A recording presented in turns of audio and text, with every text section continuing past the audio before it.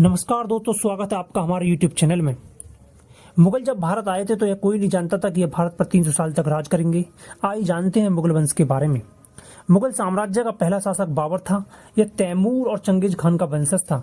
बाबर ने 1504 में काबुल तथा 1507 में कंधार को जीता। बाबर ने 1526 में पानीपत के मैदान में दिल्ली सल्तनत के अंतिम सुल्तान इब्राहिम लोदी को हराकर मुगल साम्राज्य की नींव रखी। बाबर अत्यंत शक्तिशाली और बुद्धिमान था।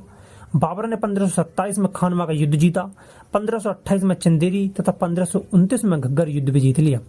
1530 में बाबर की मृत्यु हो गई। अगला मुगल शासक हुमायूं हुआ, जो बाबर के बाद गद्दी पर बैठा। 1539 में चौसा के युद्ध में शेरशाह सूरी ने हुमायूं को बुरी तरह पराजित कर दिया। 1540 में इन दोनों के बीच एक बार फिर युद्ध हुआ और इस बार भी हुमायूं बुरी तरह से हार गया।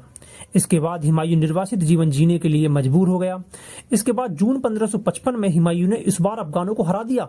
इस तरह सत्ता एक बार फिर मुगलों के हाथ में आ गई और जनवरी 1556 में हुमायूं की मौत हो गई। हुमायूं के बाद अगला मुगल शासक अकबर हुआ। 1556 में अकबर का राज्याभिषेक हुआ। 4 साल तक अकबर बैरम खां के संरक्षण में रहा। अकबर ने 1562 में सबसे पहले दास प्रथा को खत्म किया और 1564 में जाजिया कर को समाप्त किया। गुजरात जीत की याद में फतेहपुर सीकरी में अकबर ने बुलंद दरवाजा बनवाया और 1576 में हल्दी घाटी के युद्ध में महाराणा प्रताप को हराया।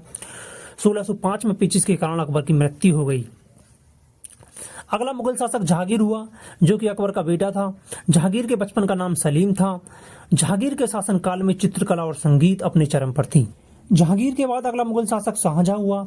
शाहजहां का जन्म 5 जनवरी 1592 को लाहौर में हुआ। शाहजहां के बचपन का नाम शहजादा खुर्रम था और 1612 में शाहजहां की शादी मुमताज महल से हुई। मुमताज का असली नाम अर्जुमुंद बानो बेगम था।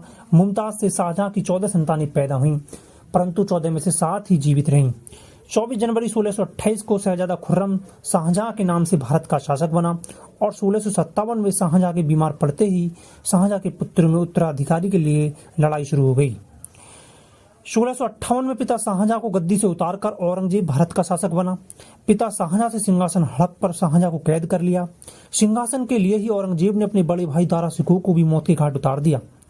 औरंगजेब ने भारत का शासक बनने के बाद झरोका दर्शन प्रथा बंद की, तुलादान प्रथा बंद की और 1689 में दोबारा जाजिया कर लगाया। 1686 में इसने बीजापुर को मुगल साम्राज्य में मिला लिया। 1687 में गोलकुंडा को भी मुगल साम्राज्य में शामिल कर लिया। मुगलों में औरंगजेब ने सबसे ज्यादा अपने साम्राज्य का विस्तार किया और 1707 में अहमदनगर में औरंगजेब की मौत हो गई। औरंगजेब के बाद जितने भी मुगल शासक हुए दोस्तों, वह सब उत्तर मुगल कहलाए। ये पहले वाले मुगलों की तरह इतने प्रसिद्ध और प्रभावी नहीं हुए। ये विरासत में मिले मुगल साम्राज्य को बढ़ाना तो दूर, उसे पहला जैसा स्तर भी नहीं रख पाए। जय हिंद दोस्तों, मिलते हैं नेक्स्ट वीडियो में।